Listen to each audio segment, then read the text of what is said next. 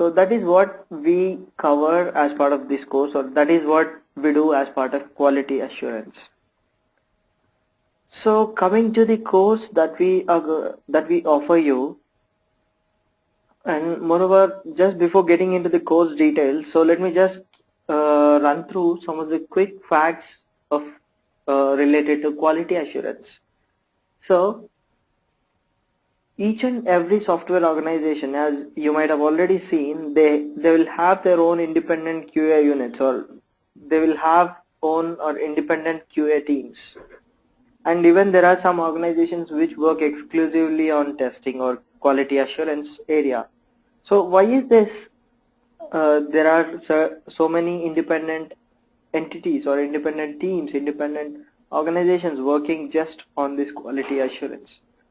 Because no IT project will get into production, no IT project will be released without testing it. But why are we testing it? Because if the product is not of high quality, so let me just define what is meant by quality. So quality is nothing but the ability of your software to meet its requirements. That is a basic definition of quality. Of course, there are many definitions for quality, but one of the most interesting and the definition which I like is it is conformance to the requirements. So if your software is not doing what it is supposed to do, or if your software is not responding in a manner which you are expecting it to do, so it is called, or it is a sign of low quality. So whenever I say high quality, it means that your software is conforming to the requirements. Your software has conformance to the requirements. So that is what is meant by quality. So in order to make sure that a product is of high quality, or the product's quality or the service quality is good, we have to test a product before it is handed over to the customer, before it is used by the customers. Because if a product quality is not good, or if a product's performance is not good, it will impact your business. At the end of the day, how much you make out of your business, or how much the return of investments you get out of business, how much repeated business you are able to make, how many customers are coming back to you, all this matters. So in order to make sure that all these statistics are going high, or all these statistics are taking an increasing trend in a graph, we have to follow certain procedures, certain processes which are benchmarked in the industry. So that is called as quality assurance. So this quality assurance is mainly to ensure that the quality of products remains, or ensure that the quality of the artifacts or deliverables is very high. So even there are many independent research firms which have estimated that by 2015 the amount of spending or amount of investments into independent testing services alone would reach $30 billion by next year, 2015. Even there was certain estimations around which say that around 100 billion euros will be invested by the end of this 2014, which means there is a lot of investment being put into quality assurance area. There is a lot of investment being put into testing services. So whenever there is investment being made into a particular area, which means there are many job opportunities that will be created in that particular area.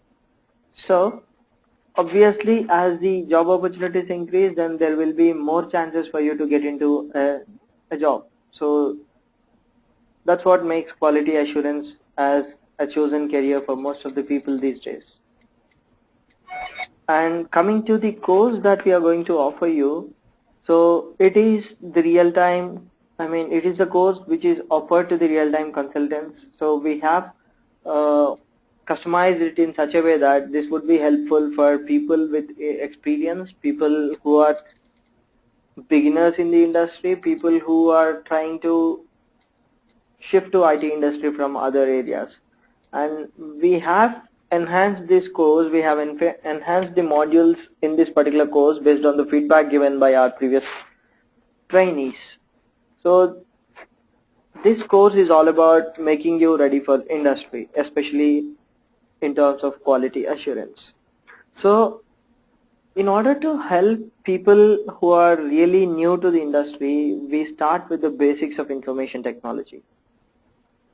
Then we will teach them what is a computer, we will teach them what is a software, what is the need for software, what is a programming language, how programming languages have evolved over a period of time, what is internet, how internet works, what is client, what is server, what is client server model. So all these will be taught to them so that they feel comfortable whenever we get into more and more advanced topics. So after these basics, even they will be taught about the need for operating system. What is an operating system? And as part of this operating system course, we will be helping them in understanding the basic Linux commands. So as you learn the Linux basic commands, and if you want to learn more, you can just keep on learning more and more day by day by knowing the basics. So we will help them in knowing the basics, and we will also help teach them how to learn more about Linux. And you will be exposed to many things like what is an open source, how it can help your career. All such stuff will be covered whenever we talk about Linux. And also the concepts related to mainframe. So what is an IBM mainframe computer? How it is different from your regular computer? First of all, what is a mainframe? Does a mainframe, or can we treat mainframe as a server? Can we treat mainframe as a client? Or can we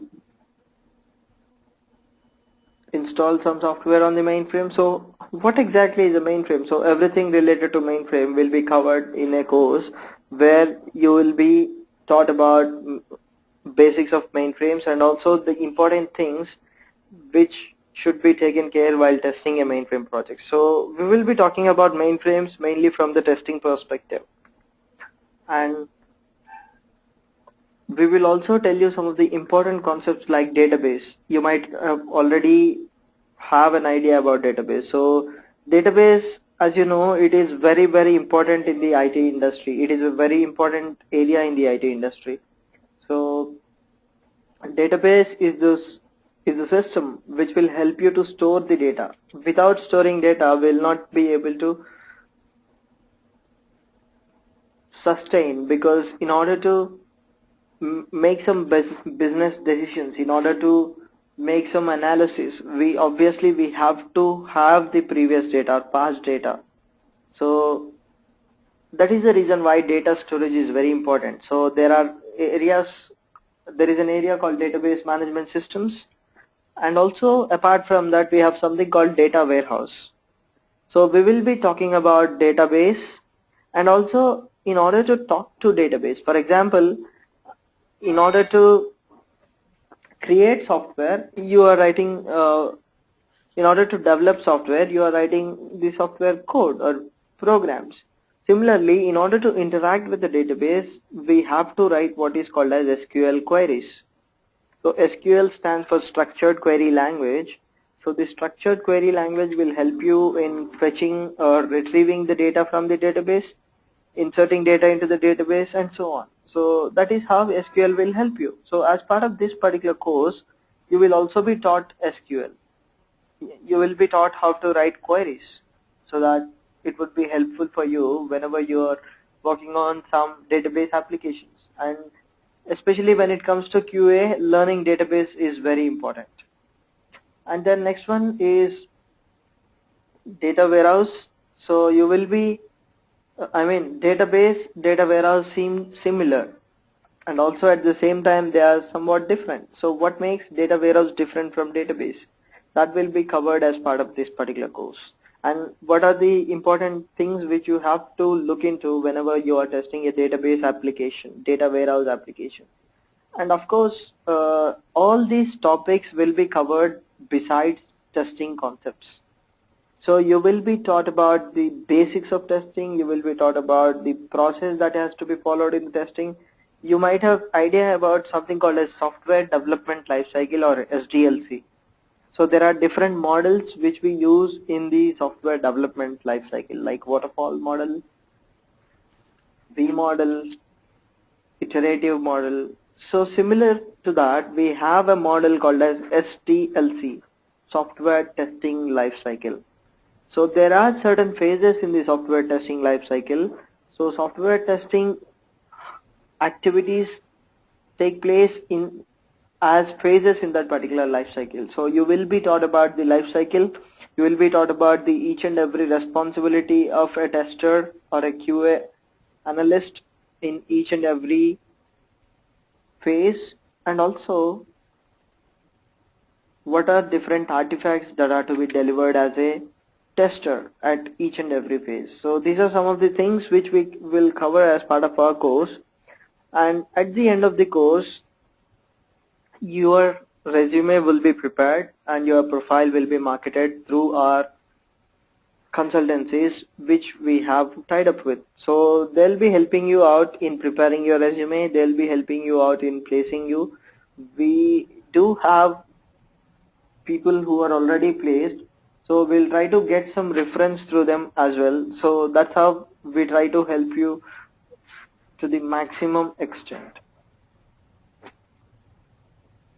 And one more important thing, especially when it comes to testing, is suppose it's not just enough that you know the process, it's not just enough that you know concepts related to testing, but the main difference between a tester and a developer is the mindset.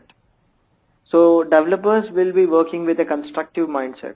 So they will be working on the modules, they will be trying to develop their own modules, then they'll be with a perception of integrating them. So from the basic modules, you will be building up the entire software. So that is a constructive mindset. But when it comes to testing, so in order to find the defects, first of all, you have to go with an assumption that the software is full of defects. So that mindset will definitely make a difference. Otherwise, you may not be able to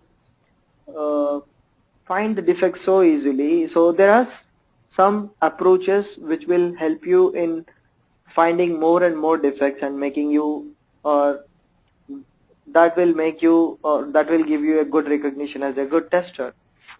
So we will help you out in knowing these approaches, and we'll be helping you out by giving different scenarios which can be tested. And also across this, throughout this course, the trainer will be giving you some of the important terminology which is used in the industry. For example,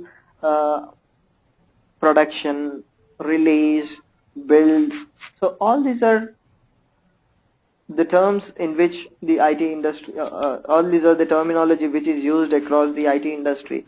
So whenever you are attending an interview, you will definitely have an edge when you can talk the language which interviewers are talking. So it's always better to answer in their own terminology.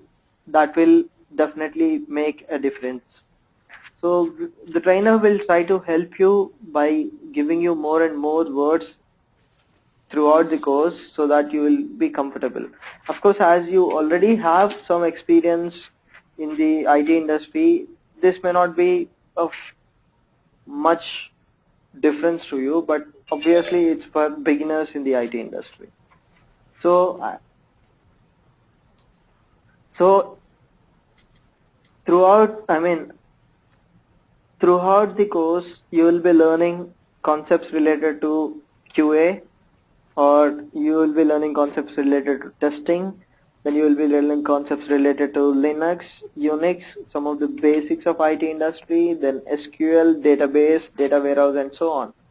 So you will be exposed to various technologies just beside testing. So it would be helpful for you in attempting an interviews and also in knowing more and more about the IT industry. So this will definitely be a differentiator for you than any other person. So that's what we have to offer you, and throughout this course, for each and every module, you are expected to solve assignments. So assignments will be shared with you by the trainers, and you are expected to solve the assignments, which will be evaluated by the trainer, and trainer will be providing you the feedback. So this is how things work here. So after each and every session, trainer will be sending you out the material for that particular session. So the material is well explanatory, and it will really help you to learn more and more about the concepts that were taught in class. And also, whenever you have some question, the personal mail IDs of the mail IDs of the trainer will also be shared with you, so you can directly drop in a mail to the trainer rather than contacting the institute again. So you can drop an email to the trainer, and trainer will be able to help you out with your questions or any doubts that you have. So these are all the things which we have to offer you. So any questions from your side regarding the course or anything? No. Okay, so it's good. In case if you have any question, then you can always get back to us. So you can give us a call, and if you have any questions, in case if they